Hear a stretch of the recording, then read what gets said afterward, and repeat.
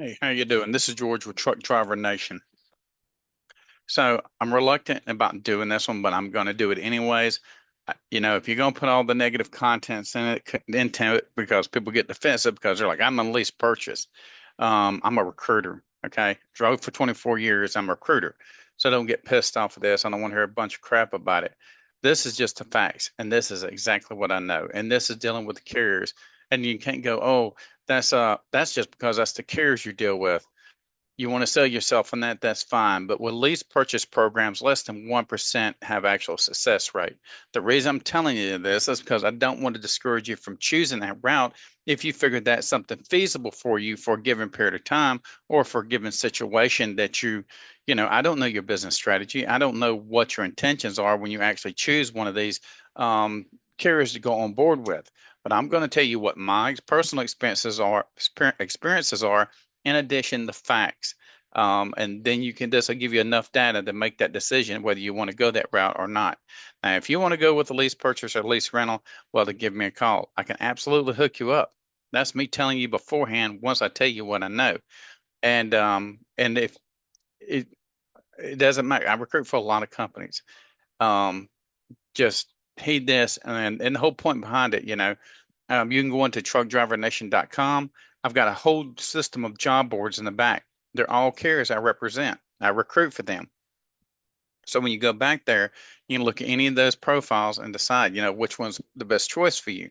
But when it comes to lease purchase programs for trucks, for truck drivers, it always promises truck ownership with no credit check. That's the biggest thing. But the reality is that less than 1% of the drivers do succeed. And so that's why the product programs are mainly set up to fail. 1%. So if you think you're that 1%er that can actually achieve a running for whatever duration that they have in that contract to pay that truck off, then make sure then this might be the avenue for you. But I'm going to tell you something else. When you're actually going with that given carrier and they're telling you lease to purchase, you need to make sure that that truck is actually they own that truck. Now, whether they have a situation set up on the back end, if they run it for X number of months, that they have the option to buy it as that carrier. But if they've made enough gross revenue off of you, why wouldn't they do it anyways? They still win on either side. These are business people. They're not going to lose. The point about behind business itself is to have the least amount of overhead, the greatest gains, profit margin wise, and overall company success. But thing is, they'll do it at any price. Transportation has changed so much where if I knew I was buying somebody's truck back when I did it, they owned the truck. They straight owned it. I didn't have to question it. I could see the wear and tear on it if it wasn't brand new, but for most cases, I never bought a brand new truck. I just waited till I found the right truck, and it takes some serious time. Um, and I mean, we can go into stories about trucks I own and all that. I'm not here to tell war stories. But anyways, let's go through this content and I'm gonna go through it, tell you what I know, tell you what there is, and tell you what I know, and hopefully this will help you make a better decision. Because the whole point behind me telling you this is to help people that want to be freight dispatchers and want to work from home to come out of the trucks. Obviously, we have a program. Truck Driver Nation has a freight dispatch training program, and obviously we hook you up with all the components even after the program to help you get up and going and succeed. So we're not dragging our feet. We want to get you done and you're moving forward. Now, for one, high weekly payments and hidden fees, they're there. If you don't know how to do the math, you really want to be careful. A truck, let's say if they're doing with a rider and they're paying 750, I'm about to break out my calendar here because we're going to have to do some math to get your head wrapped around why I'm talking like this and how this benefits them. So let's say that you're doing a truck and it's 750. So obviously, out of that, there's $250 they're making. No genius can do that math work, right? But if you figure, people go, well, oh my, that's not bad. Yeah, they got to make some money. But what if they're doing that and they got 1,000 trucks? Okay. Now they're doing this per week. This ain't a monthly payment. This is per week. They're making $250,000 just off 1,000 trucks. Now you're starting to see. Okay. So you're making $1 million a month just off of renting the trucks. That's without the insurance. Every single thing in there is marked up. Um, making lease agreements. They have high inflated truck payments, often $1,000 a week, just like I'm telling you. Additional costs like maintenance escrow. Escrow could be like $2,500.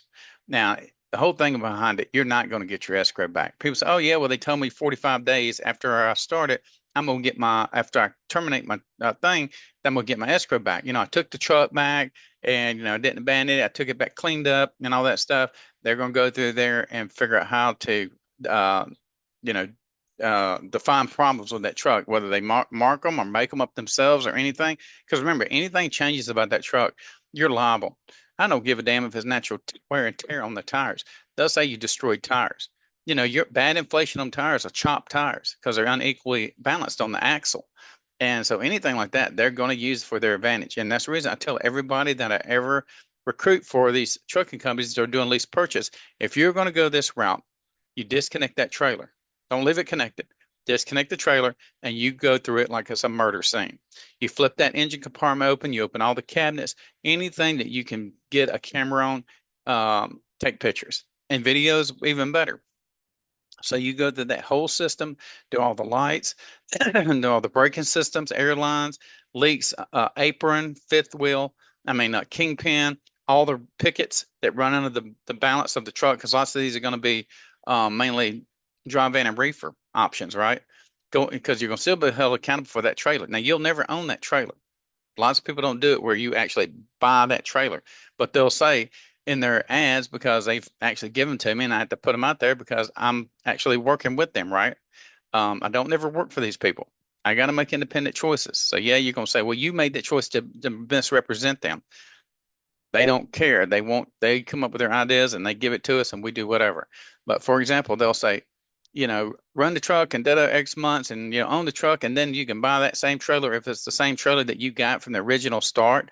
Get it for $5,000. They will tell you whatever. Sign-on bonuses are not sign-on bonuses. They're actually really would say performance bonuses. So get $5,000 sign-on bonus in 12 months if you stay with us. But the problem is, a real sign-on bonus is at the gate. That means you're automatically cutting me a check. I showed up. I got on your truck. I'm under my first load. Whether it's in my first settlement or whatever it is, I should start seeing revenue come in from that sign-on bonus, not performance bonus. And they can mix and match it. And, if you ever get into the facts, to get them sit still long enough to talk to them, which you won't, and really tear them down into the whole not just your contract, because they won't send you the contract ahead of time. They wait till you get there on orientation, then you get the contract. Now you've already committed yourself to getting there, whether you paid to get there and then they say they're going to reimburse you after you get on the truck, however that works out. I'm take my word. There's a million ways to sell a concept, but you need to keep that in mind. I'm gonna kind of leave it there because obviously, if you got questions, you need to get a hold of me. But anyways, additional cost. So we went over the escrow. You're not going to get it back. You're probably not even going to get your last paycheck. Insurance. They overbid the insurance. So whether it's going to be just general insurance or the cargo insurance, look at the rates versus what it is with the actual market. We're talking about go to whatever Progressive, one of the highest damn insurance places I've ever seen to charge truckers for insurance. Compare them and see how bad the insurance is. Because these companies are not self-insured. They can just use the insurance company because guess what? You're paying the bill. They're getting 20, 25%, all the way up to 28%. They take the gravy off the biscuit. Now you're hung with the balance, and that balance is 75 or 80% or whatever it's going to be. Now you got to pay all those bills every week, whether you go in the red or not. And then whatever's left, you're not going to make no profit. They're going to say, well, here's just still $1,000 because you were here, you worked.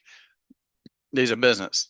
They can easily mark a negative. You are a negative X amount of dollars for this week. And whether you got that truck and it's at your house, you're still responsible for paying those payments. Until that truck returns to that yard, those payments are on your shoulders. So make sure you remember all these things. And in addition to that, when you're doing these programs, um, what was I going to tell you? On the trailer rentals, they can get you all kinds of stuff on that too. I'm not going to go so deep into this because I got a whole list of issues that if you decide you want to go that route and you want me to help you get on with one of these carriers, I'll tell you every bit of this so you know what you're getting into. But just remember, this deck is not set for you to succeed. Now, hidden fees make it nearly impossible to pay off the truck. Absolutely, like I was saying. You know, fees that don't even exist in a normal trucking company. If I go to buy somebody's truck, who in the hell is going to charge me 40, 50, or $75 for back office help, assistance? That's what we're paying you the percentage for as a driver, owner, operator, that I'm paying you to actually dispatch me, right? Now, you don't really truly own the truck. The carrier controls the lease, meaning that they can terminate your contract at any time. Okay. Balloon payments at the end leave drivers owing thousands and even uh, owing thousands and even after years of payments. Yeah. So you could have paid 36, but what if they got a balloon payment on it? And how was it set up? Is it based over X number of miles? I mean, is it based on the year of the truck? They can do this any way they want. It's legal beagle. Welcome to the United States. These things exist and they are in there and they're in place. If you leave early, you can lose all the money you invested in and the truck. So if you do leave early, they can pull it. You know, I've had some of them want to leave the company they were with, and some of the companies allowed them to do that. But really, the money had to come from that new trucking company. They had to pay the old trucking company. They're not going to trust you. Okay. There is no trust. Nobody believes in the American trucker. Are you surprised? Did I just wake you up? Did I all of a sudden astonish you that you can't believe that they don't trust who you are? That's the truth of it. Because if you got a carrier paying the payments, they're signing off of it, that are signing off on it that they're going to pay it, and but they have assets that they can go out legally. You ain't got that much, just a truck. I mean, you look at a truck, you're talking about maybe a $250,000 investment, but that's nothing in the scheme of transportation. Hell, they get small lawsuits bigger than that almost every day, you know. Forced dispatch and low rates. Unlike real owner operators, lease purchase drivers often can't choose their loads or negotiate their rates because it's their choice. They'll say, well, yeah, you can still pull your freight. All you're doing is helping that dispatcher, even though you believe you're helping yourself. So I find the load, but I can still call that dispatcher and he say, oh, no, we can't take that one. Even after you sit there and work your butt off, and they got something that's actually less value, and they'll say, well, no, we've already had this load first. We can't cancel it because it affects our authority, because the brokerage will say, you know, failure to pick up load or whatever. So you have to remember that you don't really have the ability to say, I'm your all out owner operator where you could actually call me and have me to actually load your truck. Because remember, a lot of those recruiters, I mean, dispatchers that are in those companies are not veteran truck drivers. They're just kids. They're making a small percentage and they don't care what really happens because they got to meet the criteria of the carrier for X number of dollars for the truck per load. Um, and they'll even go below it because you got whoever the fleet manager is or the manager, dispatch manager is right there and say, hey, I got one for this, and it's going here. And they'll say yes or no to take it. Um, and remember, you're getting paid main off the percentages. That's the way this works. Everything's 1099. So you're responsible for that, whether you want it or not. They're forcing you to take it. And that right there is totally not an independent driver. W-9, you're supposed to be independent to make these choices. Nobody should be dictating anything to you when it comes to this. And they force you to have to stay under their MC. Even if you have an MC, I want to come, I want to run, I want to buy your truck, and I want to run under my MC, they will not let you do this. Carriers prioritize company drivers first, leaving lease drivers with low paying loads. Absolutely, this ain't a standard practice, but it does happen that way.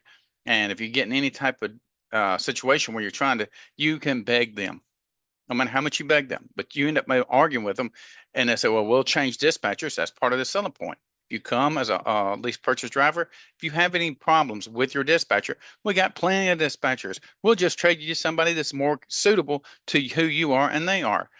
Man, bullshit. That ain't the way. They don't want to step out their comfort zone to do anything to bend over backwards to help a truck driver. And absolutely, they will give company drivers or their buddies, the good old boy system, favorable loads over you. They'll leave you sitting because you're not going to know no difference. How you going to know there ain't five other trucks in town and they came in after you? You've been empty earlier. They'll let you sit the weekend while they get one of their homeboys that hangs out with them when they come back home or whatever, the freight. So don't ever believe this is, do a hard day's work or be honest to people or be forward with them, that it's going to actually reward you. This is the real world. Okay. I hate sounding negative, but it's just the way it is. Um, let's see where we're at. Now, if you refuse a load, they can find you. That's any of these things that you do. Okay. they can use things to leverage all this against you, right? Dispatchers can obviously cut your miles, like I just said, making it impossible for you to afford the truck payments. They don't care if you lose that truck. I've seen carriers fire drivers as fast and no rationale because I've been inside their offices. I know how they talk about drivers. You are less than human. God, the racism. I'm from Mississippi, so let me tell you about it. I know it in every one of its forms and its fashion. You don't think that I wasn't exposed to a family from down south, and then all this right here, you know, whether it's my grandfather, my uncles, or whatever it was. What do you think I haven't heard? What do you think you're going to tell me that I have not already heard? Are you serious? Okay. I come from the last state that came out from under the Reconstruction Agreement. For y'all that didn't take history, you need to study up on how that worked. Mississippi was the last one to come out from under it. Why do you think they're poor? You think, oh, that's just a bunch of lazy people in Louisiana and Mississippi. Damn, boy, you better get your books out, understand the economy and how things work. It's just like being at war. Those states come out of the portion of the war, and the way you think just go, oh, here, come back, join the Union. They stuck it to them. They punished them. So the whole thing about this racism stuff, I've heard it in all of its gamuts, straightforward, like they use the terminology. I could give a rat's ass what race you are. That's your problem if it causes you a problem. Um, you know, I'm mixed with all kinds of stuff, but the thing is, my main portion of my family is Native American. So me knowing that, I don't run around, hey, yeah, all the time. But the point being is that all that stuff has lingered over our heads, and but some of these carriers are not even American born people, and they throw it in there. And I've done heard more than once, truckers are stupid. I've heard Americans are stupid. Yeah, do I stand up for it? Dude, what good is that going to do me? I'm in business. I can't let, as a business person, to let personal emotions be factors inside of a system that we all know how it's set up if you're born there, and how the machine runs to let small things like that distract me from being able to be productive. You've got to be productive. I've got to be productive. But the point behind what I do is I still do it with an ethical and morality of knowing that I've got to represent myself in the best light, because I can't deceive you. Because if I do, that does nothing but give me a bad name. And people do complain. They're like, well, you didn't tell me this, you didn't tell me that. Oh, the hell I didn't. You have a problem with not wanting to listen, and I tell you, and this is a lease purchase program, or this is a lease rental program, or you're going to be a company driver for percentage, or this is going to be a SAP program. They're paying you too low. I'll tell you everything, but people just don't want to hear it. It's a damn shame that the country, everybody already knows all the answers, and it makes it difficult for people that are trying to assist you. But anyways, if you refuse to load, they could fine you as well on that one. Unmanageable maintenance and repair cost, another big one. So let's say if they're charging you 15 cents per mile or 18 cents per mile, whatever it's going to be. But let's say if the national average is 2,500 miles. Okay, that's kind of what it is, unless you're a hard runner, times the 15 cents per mile, right? So you're paying $375 a week for that 2,500. Okay.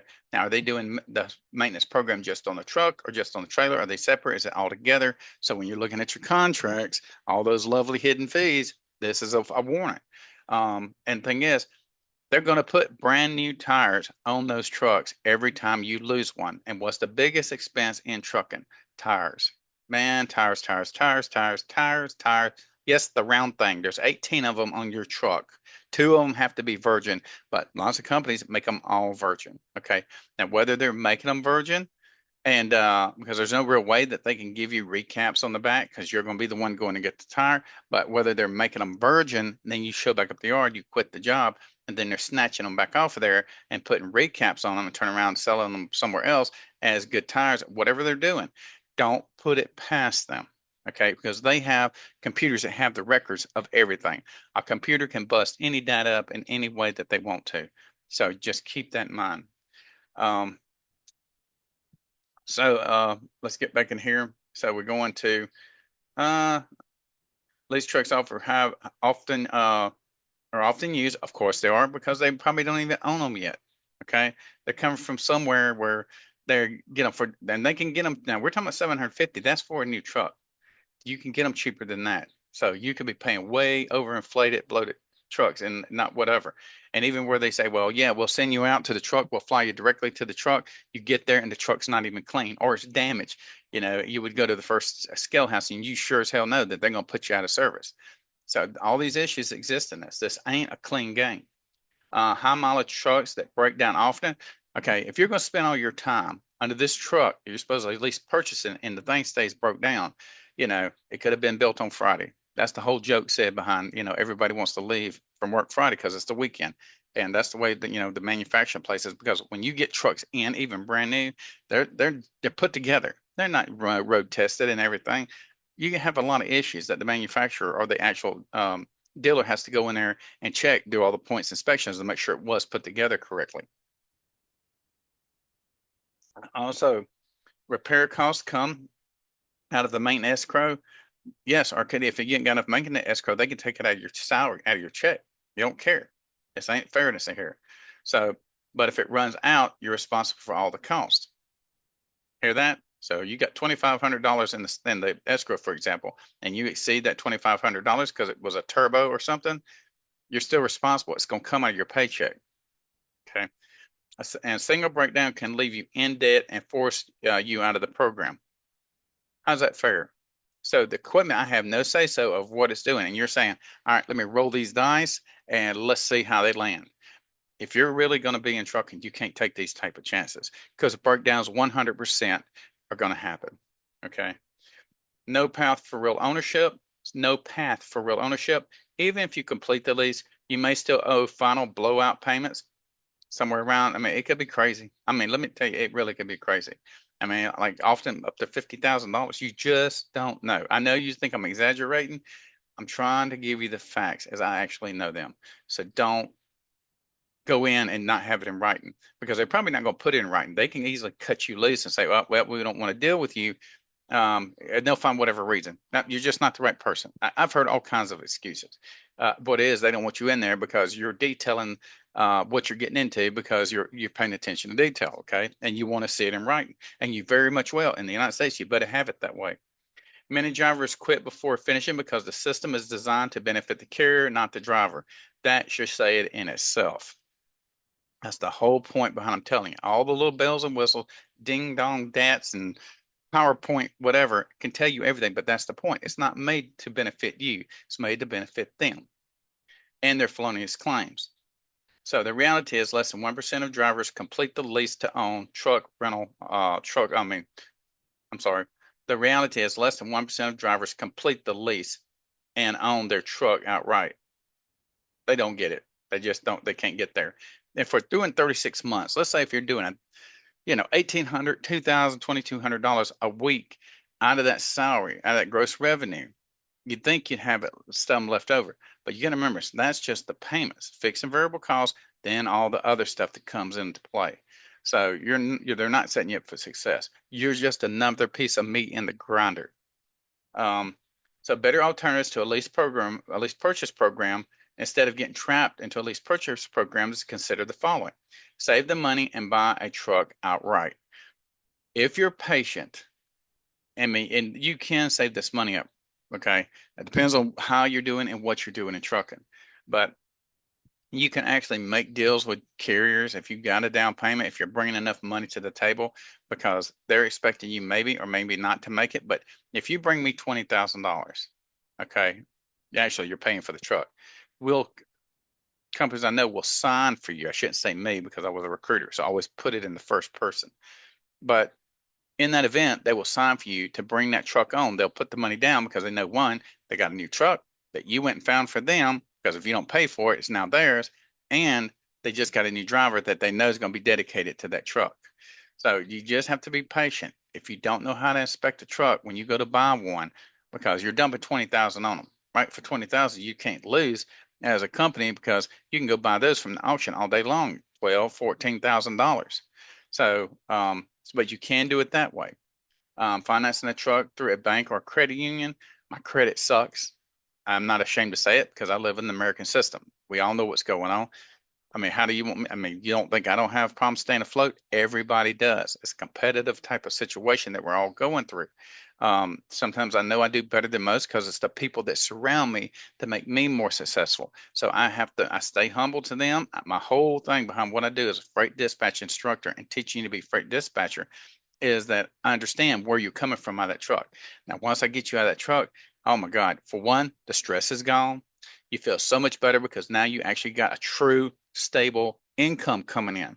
When I talk about this, 1 week going up, 1 week going down, it don't stay consistent because 1 week you might do good, but even some of that freight might be a layover and hold over into your next paycheck, which makes that paycheck look really good, but it's not. You got to look at the week. The other week you did crappy. Well, this week made up because I really did good. You're lying to yourself. Man, God, I hate to sound. Don't get offended that you feel like I'm being negative. I'm just telling you the truth. Okay. Do your numbers, do the math. If we're selling acorns to squirrels, doesn't matter how many squirrels show up. If we're not making a bottom line dollar on the profit on those acorns, you have to get out of it. Don't hope for tomorrow. There's in the United States, there is just the way it is. The numbers don't show profit. Walk away. We're not talking about just keeping it even, meeting the baseline value and saying, okay, I'm still above water. You shouldn't have to be treading water. You're in the United States. So make sure what you're doing business wise. And I teach you a lot of different things that I do personally. But those are usually in the one-on-one conversations because if I put in content, you're not going to get it because you're going to have a lot of questions. Well, how do you do this or how you do that? Because remember, I drove for 24 years. So keep that in mind. Now, being an independent dispatcher or a broker, there you go. It's literally just telling you. And these scripts, I actually don't make these up. I actually get these when I'm actually putting in my content. And then I have AI fill in the gaps because I have to go back and I proofread these before I actually present them to you because this keeps me on point. But I fill in with the data that's actually what I'm experiencing as a freight dispatcher and as a driver recruiter. So, one point, do the freight dispatching program. Okay. I don't understand why people are saying, well, I'm not sure. I can tell you right now, you may have something in your mind that you're not sure, but I'm sure the hell can tell you you're not making money on that truck. That's a shame. Um, so, anyways, that being said, that is my short version of what's going on with why you shouldn't do a lease purchase program. Okay. If you want carriers to know why they're who they are and who I know personally that are doing these things, then feel more than free to call me and ask me. I will tell you. I'm not going to put it in whatever because they'll have me for discrimination or something else. But I'll tell you, if you actually have the names of who you want to deal with, I'll tell you yes or no. Okay, that just leaves it at that. Don't ask me to give you details because I don't want somebody to say, "Oh, you're shooting our company down." I just don't need all that stress. That's the reason I'm out of the truck. So, anyways, I hope this helped you out. But make sure you go to truckdrivernation.com. Look at the freight dispatching program. What is definitely a 100% a positive out of the problem, so you can get out of that being in that boat with everybody else that thought they were doing a good thing for their family. And the thing is, they don't care about your families. But anyways, look at that. If you want to get a hold of me, 210-343-1118, 210-343-1118, or truckdrivernation.com. That's the website. Or send me an email to support@truckdrivernation.com. As well, we have TikTok, Truck Driver Nation. We have Facebook, Truck Driver Nation. And then we also have oh my goodness, what am I losing? YouTube. Got a lot of content in there, okay? So Truck Driver Nation. Go in there, spend time with the videos, look at the content. Now that has nothing to do with the freight dispatching program. All this is things to teach you about logistics from the freight dispatcher side, if you can take it and absorb it, what we're looking at, or as a driver trying to figure out, well, should I stay on the truck or should I move into another section, or sector, or another basically department inside logistics so I can better my situation. You already know trucking. You know so much about trucking you don't even realize it. So the transition over to being a freight dispatcher is easy peasy. That's the reason I mainly teach truck drivers to become freight dispatchers because one, we're on the same page. You've been there, I've been there. We've all been to the same truck stops, probably took showers in the same truck stops, all that good stuff. You know what I mean? It's a hard life out there, and we all experience the weather, working at night, all those factors that come into the stressful level that we deal with and the dangerous situations that we even drive in being truck drivers. But anyways, I hope this helped you. I hope this enlightened you some on different possibilities and looking at getting in or getting out of that truck. But anyways, thank you so much. I look forward to hearing from you. Thank you for visiting our website as well, truckdrivernation.com. Everybody have a blessed day. If you're out on that road, please be some kind of safe. But thank you again.